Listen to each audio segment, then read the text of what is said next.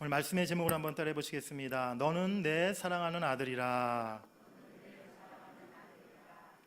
네, 뭐 아들만 있나요? 또 딸도 계신데. 네, 그럼 다시 한번 해보겠습니다. 너는 내 사랑하는 딸이라.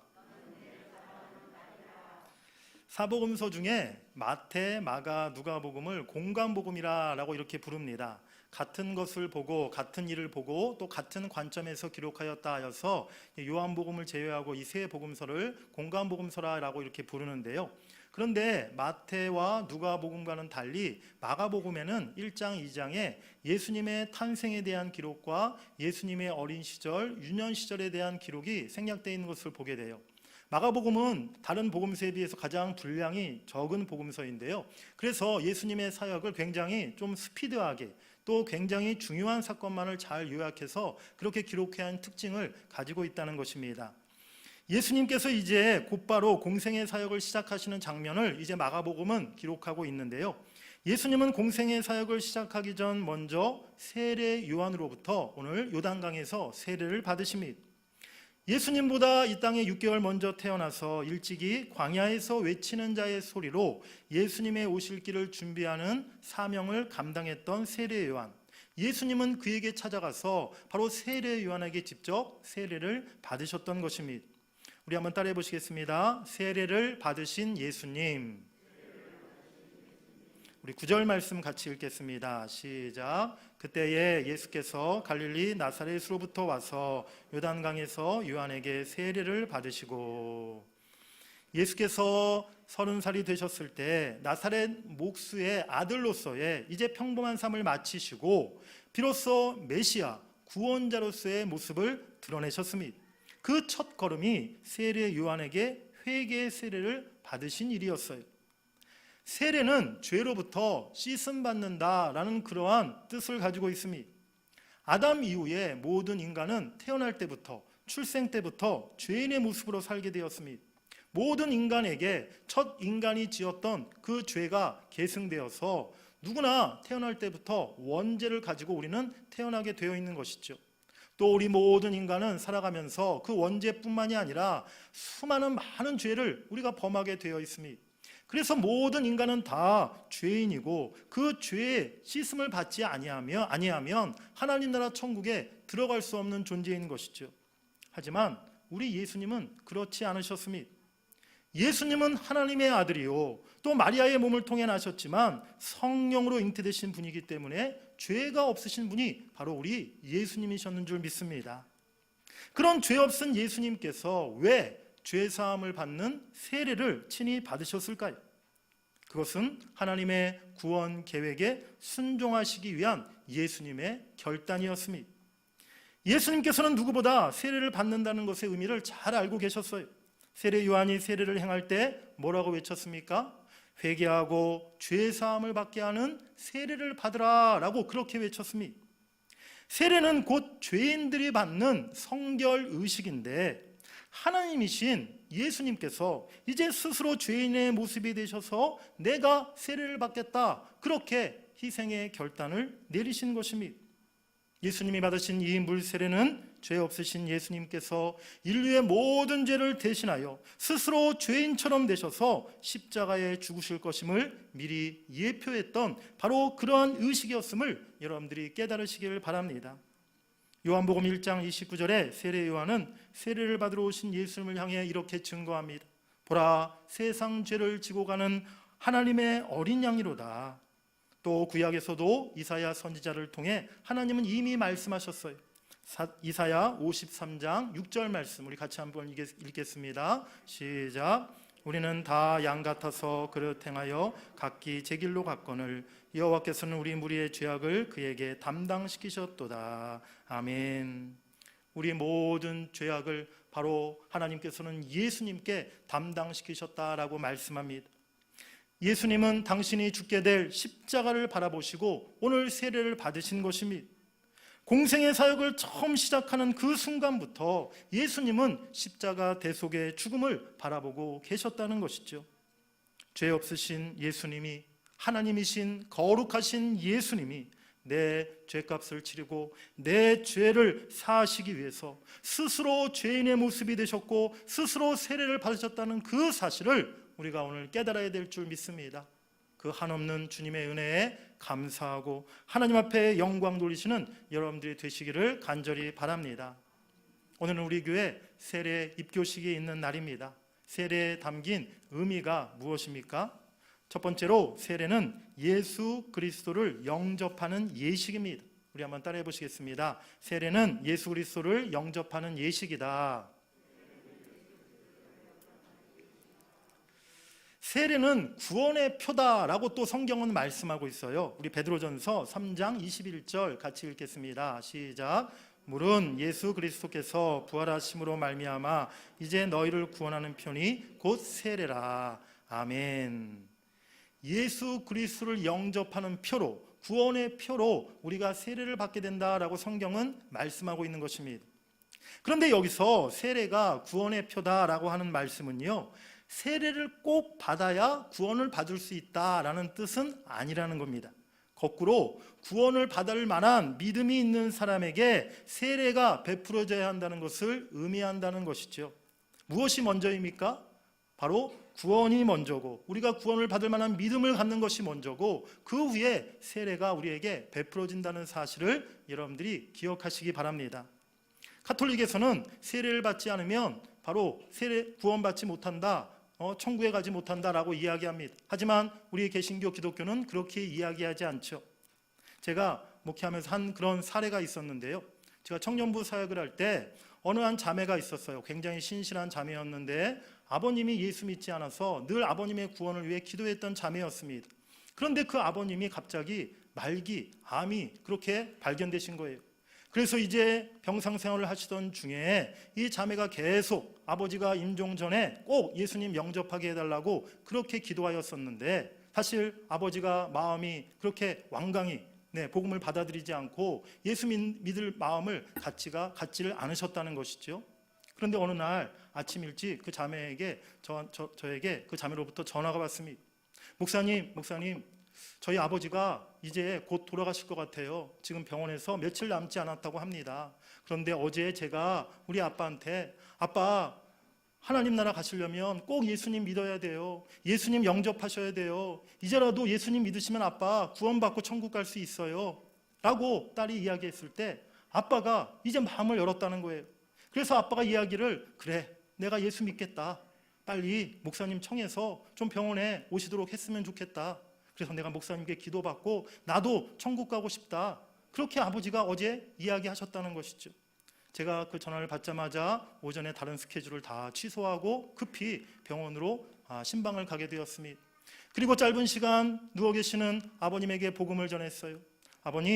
아버님 세상 살아오면서 많은 죄를 저지르셨지만 이제 예수님께서 십자가 죽음으로 아버님의 죄를 다 용서하셨습니다. 다 씻어주셨습니다. 아버님, 이 시간에 그 예수님을 나의 구원자로 영접하시고 입술로 믿음으로 고백하시면 아버님 이제 천국 가실 수 있어요. 아버님, 예수님 믿으시죠? 예수님이 아버님의 죄를 씻으셨음을 믿으시죠? 아버님이 아멘, 아멘 라고 대답하셨어요. 그래서 제가 아버님에게 안수기도 해드리고 영접기도 해드리고 하나님 이 영혼을 받아주시옵소서. 오늘 이 영혼이 예수 믿고 주님을 구주로 영접했습니다. 이 죄를 다 씻으시고 하나님 나라 천국 백성으로 인정해 주시옵소서. 그렇게 기도해 드렸어요. 그리고 나서 우리 자매와 또 우리 아버님에게 약속했죠. 아버님, 조금만 기다리세요. 제가 다시 교회로 돌아가서 세례를 이렇게 준비해서 오후에는 제가 병상 세례를 그렇게 하도록 하겠습니다 라고 이렇게 약속드리고 교회로 급히 돌아와서 이제 교회에 병상 세례 매뉴얼이 있거든요. 그래서 병상 세례를 하려면 장로님 한 분을 이렇게 청해서 같이 동행해야 합니다. 그래서 장로님 한 분께 연락드려서 병원으로 같이 가시자 말씀드리고 장로님과 만나서 교회에서 세례 기구를 잘 챙겨서 이제 다시 병원으로 제가 오후에 출발하려고 그렇게 준비하고 있었던 것이죠.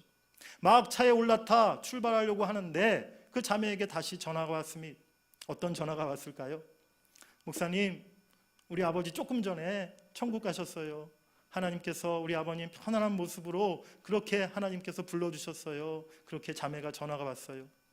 제가 참 그 순간에 여러 가지 생각이 들었습니다. 내가 좀만 더 빨리 가서 세례를 이렇게 좀 드렸으면 더 좋았을 텐데 내가 시간을 지체했구나, 그런 아쉬운 마음이 그 순간에 좀 들었어요. 하지만 제 마음에는 기쁨이 더 컸습니다. 비록 그 아버님이 세례를 받지 못하셨지만 이미 예수님을 구주로 영접하였고 또 이미 믿음으로 고백하였기에 분명히 그 아버님 하나님께서 구원하셨다, 지금 하나님께서 천국으로 인도해 주셨다, 그 믿음이 있었기에 제 마음이 한없이 기뻤다는 것이죠. 그렇습니다. 세례는 예수 그리스도로 인해 내 모든 죄를 사함받고 십자가 은혜로 구원받았음을 믿음으로 고백하는 사람들에게 베푸는 예식입니다. 바로 세례에 있어 가장 중요한 것은 예수님이 나의 구주임을, 예수님이 십자가에서 내 모든 죄를 사하셨음을 믿는 그 믿음의 고백, 그것이 가장 중요한 것임을 여러분들이 기억하시길 간절히 바랍니다. 오늘 세례받고 입교받는 우리 모든 분들에게도 이 사실이 가장 중요한 거예요. 그래서 제가 이번에 우리 입교 세례받는 분들과 교육을 이렇게 했는데요, 그 사실만을 제가 거듭거듭 강조했습니다. 다른 것은 다 잊어버려도 된다, 하지만 이것만큼은 잊으시면 안 된다. 예수님이 나의 구원자 되심을, 예수님이 십자가에서 나의 죄를 다 씻으셨음을, 이것만큼은, 이 믿음만큼은 결코 변하시지 않아야 합니다 라고 제가 말씀드렸어요. 우리 오늘 입교하고 세례받는 모든 분들이 그 믿음, 그 고백이 영원토록 변치 않기를 주의 이름으로 간절히 축복합니다.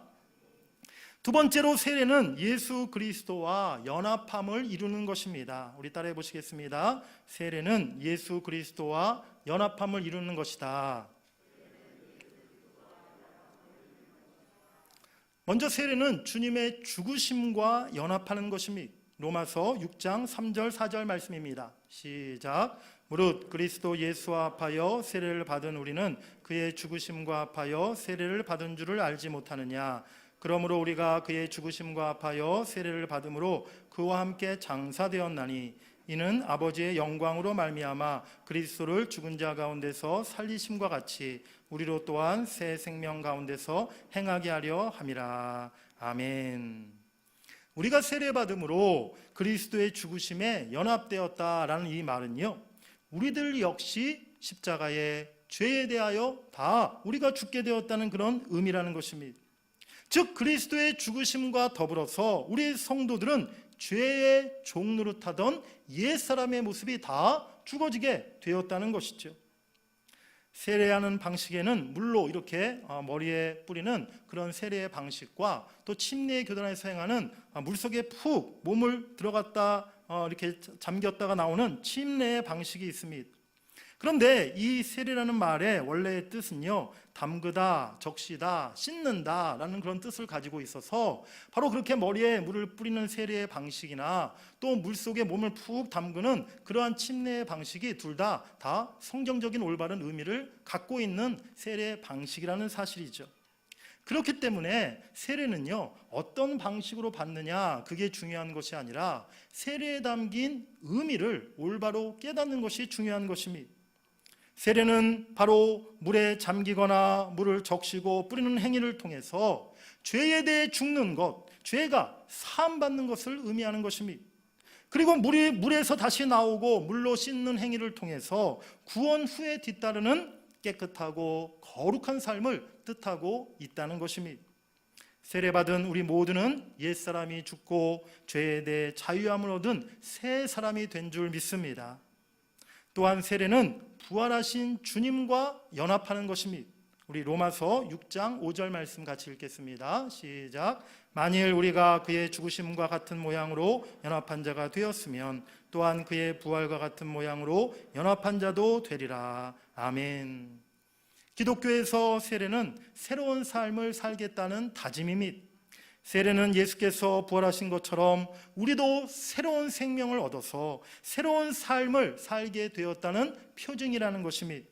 세례받은 우리 모두는 예수와 함께 죽고 예수와 함께 살아났음을 여러분들이 믿으시길 간절히 바랍니다.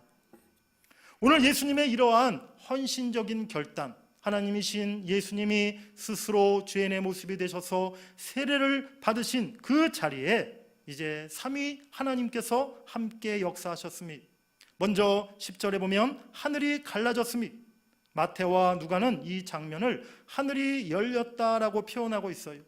하나님의 뜻에 온전히 순종하는 자에게 하나님께서는 하늘문을 여시고 하늘의 은혜를 베푸신다는 사실을 여러분들이 믿으시길 간절히 바랍니다.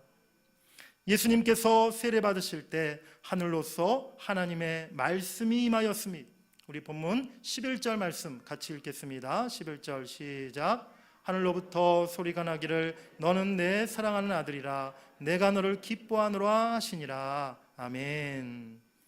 스스로 대속의 제물이 되시기 위해 죄인이 되심으로 세례를 받으시는 예수님께 오늘 하나님이 말씀하심이 너는 내 사랑하는 아들이라 내가 너를 기뻐하노라. 예수님이 세례 받으실 때 하나님은 모든 사람들에게, 또 모든 세계 만방에 예수님이 내 사랑하는 아들이라고 선포하신 것이니, 언제나 하나님은 하나님의 뜻대로 행하는 사람을 기뻐하시는 줄 믿습니다. 우리 예수님은 하나님의 뜻에 순종하시기 위해서 하늘 영광 권세를 다 버리시고 이 땅에 오셨어요.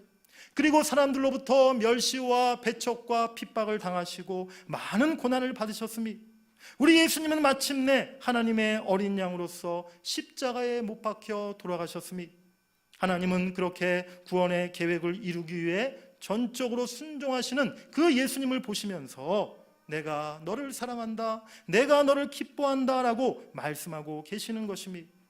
사랑하는 성도 여러분들, 언제나 우리 예수님처럼 하나님의 뜻과 하나님의 계획에 전적으로 순종하도록 힘쓰는 여러분들 되시기를 간절히 바랍니다. 그래야 할 때 하나님께서 여러분들 한 분 한 분에게도 내가 너를 사랑한다, 내가 너로 인하여 기뻐하노라, 하나님이 그렇게 말씀해 주실 줄 믿습니다. 오늘 특별히 세례받는 우리 성도님, 또 입교하는 우리 모든 우리 학생들에게도 하나님이 그렇게 음성으로 마음속에 말씀해 주시기를 간절히 소망합니다. 우리 하나님은요, 한 영혼이 예수 믿고 구원에 이르는 것을 가장 기뻐하신다는 거예요. 교회에 많은 일들이 있지만 가장 기쁜 날이 언제입니까? 하나님이 가장 축복하시는 날이 언제입니까? 바로 세례를 베푸는 그러한 날이라는 것이죠. 왜 그렇습니까? 우리 하나님은 한 영혼이 예수 믿고 그가 죄사함 받고 천국에 이르는 것, 그것을 우리 하나님은 천국에서 가장 기뻐하시는 줄 믿습니다. 그러하기에 오늘 예수를 구주로 믿고 입술로 시인한 우리 사랑하는 세례받는 성도님, 우리 입교하는 모든 학생들에게 하나님이 분명히 말씀해 주실 줄 믿습니다. 너는 내 사랑하는 아들이라, 너는 내 사랑하는 딸이라, 내가 너로 인하여 기뻐하노라. 오늘 하나님의 그 사랑과 기쁨이 우리 사랑하는 모든 세례받는 입교하는 여러분들에게 임하기를 주의 이름으로 간절히 축복합니다. 성령이 예수님이 세례 받으실 때 비둘기같이 예수님께 임재하셨다라고 말씀하고 있어요. 우리 10절 말씀 같이 읽겠습니다. 10절 시작. 곧 물에서 올라오실 새 하늘이 갈라짐과 성령이 비둘기같이 자기에게 내려오심을 보시더니, 요단강에서 겸손히 세례를 받으시는 예수님께 하늘문이 열리면서 성령께서 비둘기같이 그에게 임하셨으니, 비둘기는 순결함, 온유함, 평화로움, 거룩함을 상징하고 있는 동물입니다. 세례 받으실 때 그와 같은 성령이 임재하셔서 예수님의 공생의 처음 사역부터 성령님이 함께 예수님과 동행하셨음을 말씀하고 있는 것이죠. 이처럼 예수님께서 세례 받으실 때 삼위일체 하나님께서 함께 역사하셨음을 볼 수 있습니다. 성자 예수님께서 이 세상을 구원하시기 위해 십자가를 지기 위한 결단의 세례를 받으셨습니다. 성부 하나님은 그런 예수님을 향해 내 사랑하는 아들이라 만방에 선포하셨습니다. 그리고 성령 하나님이 예수님께 임재하셨던 것입니다. 그렇기 때문에 오늘날도 모든 세례는 아버지와 아들과 성령의 이름으로 행해야 하는 것입니다. 예수 믿고 세례받은 우리들에게 성부, 성자, 성령 하나님께서 늘 함께 하심을 여러분들이 믿으시길 간절히 바랍니다. 우리가 세례받음도 동일한 의미를 갖고 있습니다. 세례를 통해 이전에 내가 죽고 오직 예수로 살겠다는 믿음의 결단을 여러분들이 하신 것이고, 그 세례를 통해 하나님은 여러분들에게 너는 내 사랑하는 자녀라 하나님의 자녀로 인정해 주신 것이고, 또 성령님께서 우리 안에 임재하시게 되었음을 여러분들이 믿으시길 바랍니다. 오늘 처음 또 세례받고 입교한 우리 모든 여러분들에게도 이와 같은 하나님의 은혜와 축복이 임하기를 간절히 바랍니다.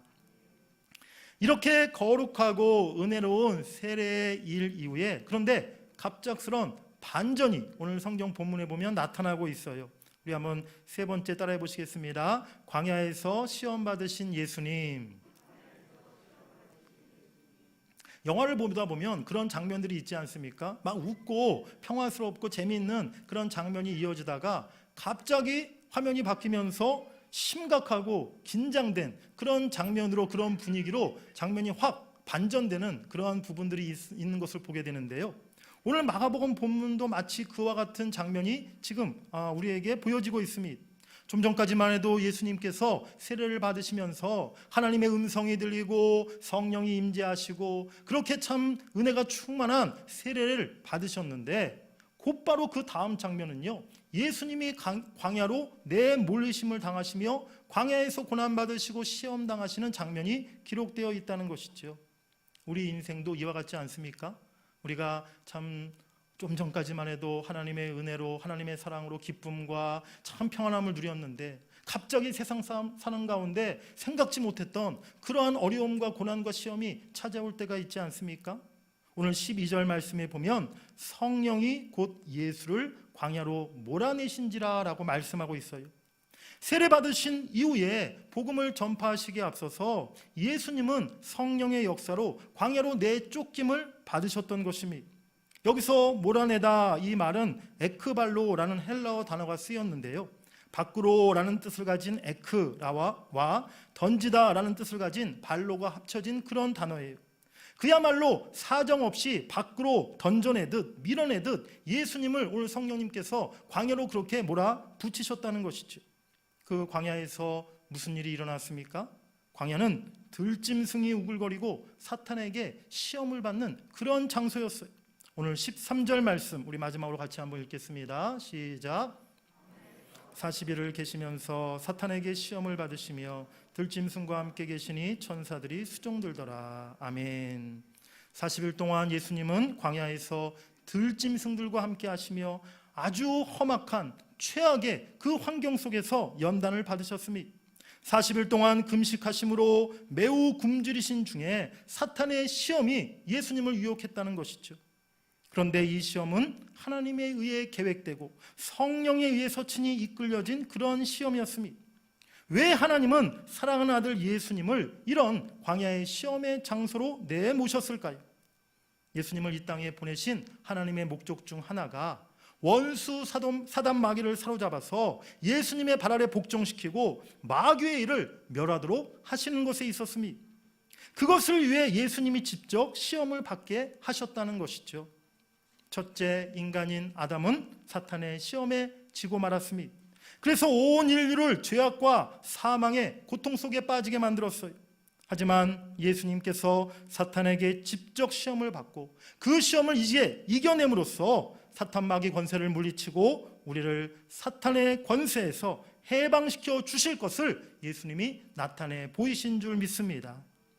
또한 우리 예수님은 우리에게 승리를 가르쳐 주시기 위해 몸소 시험을 받으셨습니다. 예나 지금이나 사탄은 끊임없이 우리 성도들을 넘어뜨리려고 유혹하고 공격해 옵니다. 우리는 사탄의 시험에 넘어질 때마다 환경을 탓하고 내 육신의 연약함을 핑계 삼을 때가 많죠. 하나님, 주일날 오늘도 주 앞에 나왔는데 한 주간을 돌아보니 정말 내가 많은 죄를 또 범했네요. 하나님, 나를 불쌍히 여겨주세요. 그런데 하나님, 사실 세상이 다 그렇잖아요. 요즘 살아가는 이 세상 속에서 어떻게 내가 죄 안 짓고 살아갈 수 있겠습니까? 또 하나님, 저 아시잖아요. 제가 얼마나 연약한 사람인지를. 그렇기 때문에 제가 죄를 많이 짓긴 했지만 하나님, 저 좀 봐주세요. 우리가 그렇게 기도하지 않습니까? 그런 마음이 있지 않습니까? 그런데 사실은요, 우리가 그런 것으로 사실은 핑계 삼아서는 안 된다는 거예요. 세상이 그러니까, 환경이 그러니까, 또 내가 연약하니까 뭐 죄를 지어도 이 정도는 괜찮지 않습니까? 하나님 앞에 우리가 그렇게 그것을 핑계 삼아서는 안 된다는 것이죠. 오늘 우리 예수님께서는요, 가장 최악의 조건 속에서 광야 한가운데서 사탄과 대결하여 사탄을 물리치셨습니다. 광야와 같은 어떠한 환경과 어떤 시험에도 우리에게 예수의 이름이 있다면, 우리에게 복음의 능력이 있다면 그 시험을 우리가 싸워 승리할 수 있음을 여러분들이 믿으시길 바랍니다. 예수님도 우리와 똑같은 육신의 몸을 입고 계셨어요. 우리와 똑같이 예수님도 배고프셨고 추위를 겪으셨고 피곤하셨고 아픔, 고통을 다 똑같이 겪으셨다는 것입니다. 그런데 우리 예수님은 그 육신의 연약함을, 그 모진 환경의 어려움을 말씀의 능력으로 물리치시고 그 사탄의 시험을 승리하신 줄 믿습니다. 어떠한 시험에도 어떠한 환경에도 예수의 이름으로 말씀의 능력으로 우리가 승리할 수 있음을 여러분들이 기억하시기 바랍니다. 한 가지 덧붙여서 오늘 예수님이 시험 받으실 때 천사들이 와서 예수님을 수종들며 도왔다라고 마지막 13절에 말씀하고 있습니다. 우리가 광야 같은 세상에서 시험을 만나고 시련을 겪을 때 하나님께서는요, 여러분들을 결코 홀로 내버려 두지 아니하시고 천군 천사를 동원하셔서 여러분들을 도우시고 여러분들과 함께 하신다는 그 사실을 여러분들이 믿으시길 간절히 바랍니다. 우리는 예수를 믿고 세례받음으로 이미 예수와 함께 죽고 예수와 함께 살아난 사람들이 되었습니다. 예수님과 한 몸이 되어서 연합함을 이루었습니다. 이제 세례의 의미를 올바로 깨닫고 우리가 세례받고 새 사람 된 자로서 그의 합당한 삶을 살아가도록 힘써야 될 줄 믿습니다. 구원받은 하나님의 자녀로서 정결하고 존귀하고 아름다운 삶을 살아가시는 여러분들이 되시기를 간절히 바랍니다. 예수님이 세례받을 때 임했던 놀라운 은혜를 하나님이 오늘 우리들에게도 베풀어 주십니다.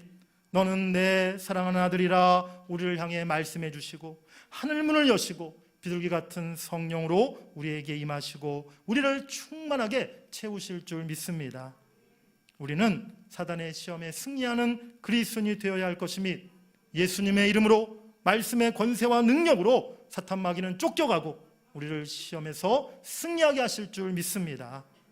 내가 예수님과 한 몸이른 존귀한 사람, 하나님의 사랑하는 자녀임을 여러분들이 늘 기억하시기 바랍니다. 하늘문을 여시고 주의 성령이 여러분 모두에게 언제나 충만하게 임하기를 주의 이름으로 간절히 축복합니다. 특별히 오늘 세례받고 입교한 우리 모든 분들에게 하나님의 은총과 축복과 성령의 기름 부으심이 임하는 가장 복된 오늘 세례 입교식이 되기를 주의 이름으로 간절히 축원합니다.